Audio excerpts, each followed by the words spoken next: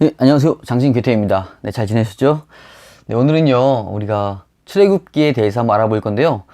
사실 우리가 창세기를 좀 읽다 보면 재밌게 읽는데, 그 다음 출애굽기로 넘어가면, 금방 포기하게 되는 경우가 많이 있더라고요. 왜 그러냐면, 출애굽기가 이제, 첫 부분은 좀 쉬운 것 같은데, 뒷부분은 좀 어렵게 느껴지는 경우가 있어서 그러거든요. 그래서 오늘은 함께 천천히 살펴보시면서, 출애굽기 이렇게 읽으면 되겠다 하고 편하게 읽을 수 있도록 제가 도움을 드릴 테니까요. 한번 천천히 따라와 보시면 좋을 것 같습니다. 우리 출애굽기 한번 살펴보도록 하겠습니다. 이제 출애굽기에 들어가면 모세 오경 가운데서 창세기에는 이제 천지창조 시대, 그다음에 족장 시대를 지나서 본격적으로 이제 모세의 시대, 그렇죠? 모세의 시대가 이제 본격적으로 등장을 하게 되거든요. 그래서 우리 성경에 보면 이제 그 가운데서도 출애굽기, 레위기, 민수기, 이렇게 이제 신명기까지 해서 모세 시대라고 할 수가 있겠습니다. 그 중에서도 이제 오늘은 특별히 이제 출애굽기에 대해서 함께 나눠보도록 하겠습니다. 네, 말 그대로 출애굽기, 이제 애굽에서 살던 이스라엘 백성들이 탈출하는 그런 성경이 되겠습니다. 이제 특별히 창세기 마지막에 보면 요셉의 시대 때 그 이스라엘 민족이 다 애굽으로 들어가게 되죠. 그런 다음에 약 한 400년, 한 430년쯤 후에 이스라엘 백성들이 엄청나게 많아진 거예요. 뭐 아브라함부터 해서 야곱까지 너희들의 자손이 엄청나게 많아질 것이라는 축복을 받았기 때문에 이 애굽에 들어가서도 이미 그 민족의 인원수가 엄청나게 많아진 상황이거든요. 그래서 애굽 사람들이 겁을 먹기 시작했어요. 그리고 이제 이 이스라엘 민족들을 괴롭히기 시작을 했고요. 이제 히브리 사람들이 너무나 괴로워서 하나님께 부르짖게 되고 결국에는 이제 하나님께서 모세를 사용하시기로 작정하시고 모세를 부르시죠.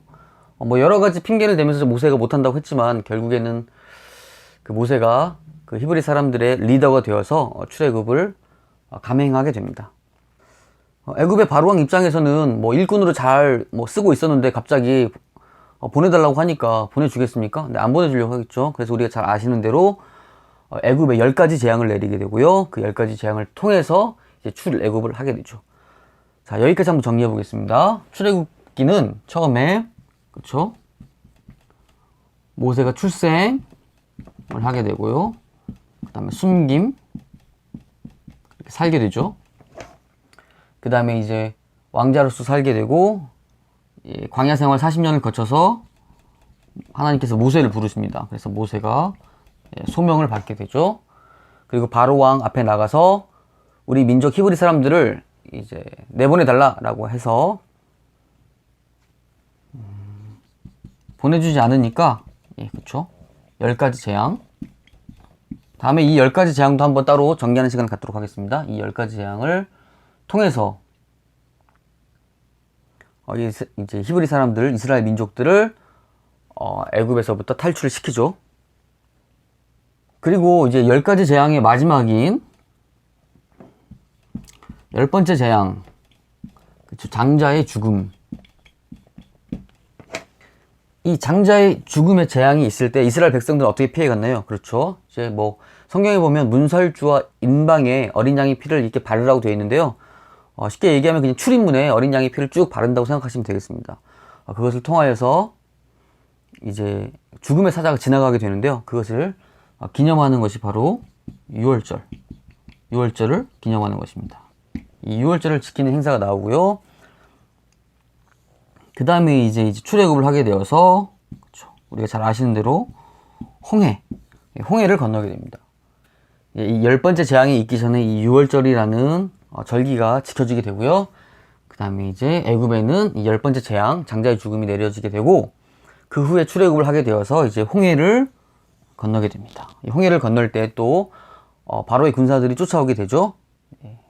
그리고 또 이스라엘 백성들은 이제 건너게 되고 바로의 군사들은 여기서 다 수장을 당하는 일이 있습니다.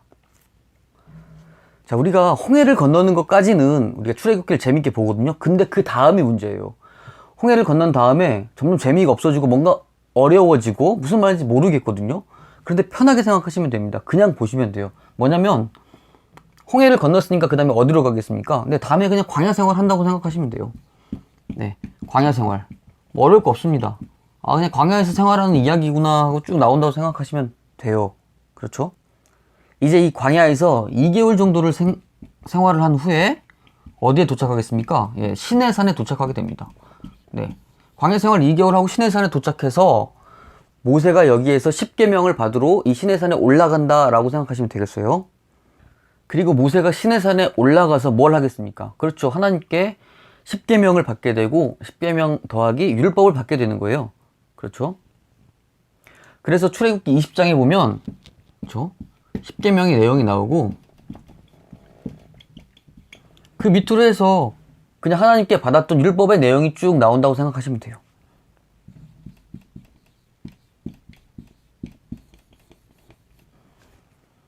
근데 우리가 성경을 볼 때 또 어려워하는 부분이 뭡니까? 바로 이 율법에 대한 부분이에요. 율법의 이야기가 쭉 나오면 아이고 무슨 소리 하는지 모르겠다, 재미없다 이렇게 생각하는데 그렇게 생각하실 필요가 없고 그냥 뭐 눈에 보이는 대로 쭉 천천히 읽으시면 돼요. 이해가 되면 되는 대로, 안 되면 안 되는 대로. 그러다 보면 율법 가운데서도 이건 좀 재밌는 내용이네 라고 생각하는 부분들도 충분히 있거든요. 그러니까 사실 우리가 율법의 내용이 어렵다기보다도 우리가 짐작으로 겁을 먹는 것이죠. 아, 너무 어려워. 내가 율법의 내용을 어떻게 알겠어? 라고 생각하시는 경향이 있는데요. 그렇게 하시지 말고 천천히 그냥 쭉 읽으시면 된다고 생각을 하세요. 예, 편하게 쭉 읽고 모르면 모르는 대로 넘어가시면 이 율법이 있는 율법 부분 뭐 재미있게 편하게 넘어갈 수 있습니다. 충분히 넘어갈 수 있으니까요. 꼭 도전하시기 바랍니다. 이제 그런 와중에 25장쯤 되면 율법의 내용 가운데서도 특별히 이제 성막에 관한 내용이 나오는 거예요. 성막. 그렇죠. 광야 생활 40년을 하는 가운데서도 이제 12지파가 동서남북으로 세 지파씩 있게 되고요. 그 중앙에는 이 성막이 있는 거예요. 그렇죠? 그래서 여기 중앙에는 항상 성막이 있었던 것입니다. 그래서 이 성막을 중심으로 해서 광야 생활을 하게 되고요. 그렇죠. 모든 이스라엘 백성 가운데 중심은 하나님이다라는 것을 나타나게 됩니다. 그래서 이제 25장 이후에는 이 성막에 관련된 율법이 쭉 나온다고 생각하시면 되겠습니다. 그렇죠? 그러던 와중에 무슨 일이 있었느냐. 뭐 출애굽기가 이대로만 쭉 흘러가면 또 사실 너무 재미가 없잖아요. 그렇기 때문에 중간에 하나 에피소드가 살짝 들어가게 되는데요. 그게 뭐냐면 이제 32장에서 네, 놀랍게도 이스라엘 백성이 금송아지를 만드는 일이 일어납니다.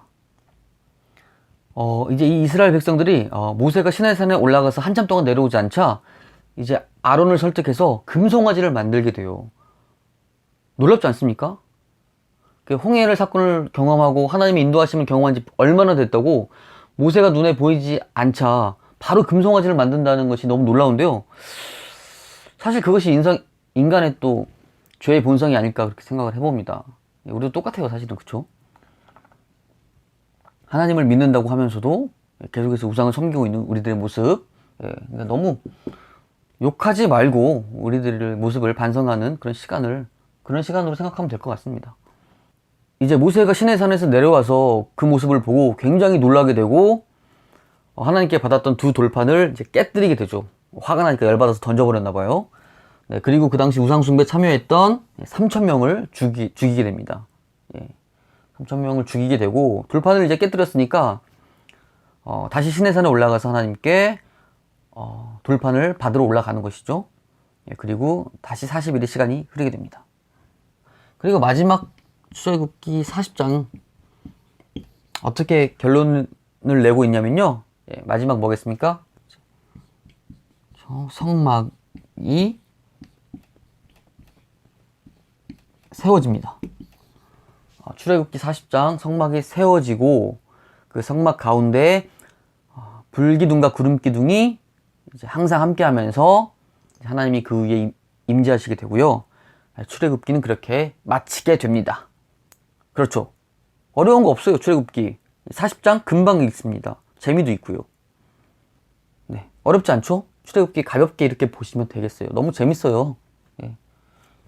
하나님의 인도하심, 출애굽기, 불기둥과 구름기둥을 통한 하나님의 인도하심을 경험하는 그 자리. 우리에게도 광야 생활이 있지 않습니까? 그 광야 생활 너무나 중요한 또 신앙의 여정이기 때문에 출애굽기를 통해서 우리 신앙이 더욱더 성장하는 기회가 되었으면 좋겠습니다. 오늘 출애굽기 여기까지 하겠습니다. 감사합니다. 장신 괴테였습니다.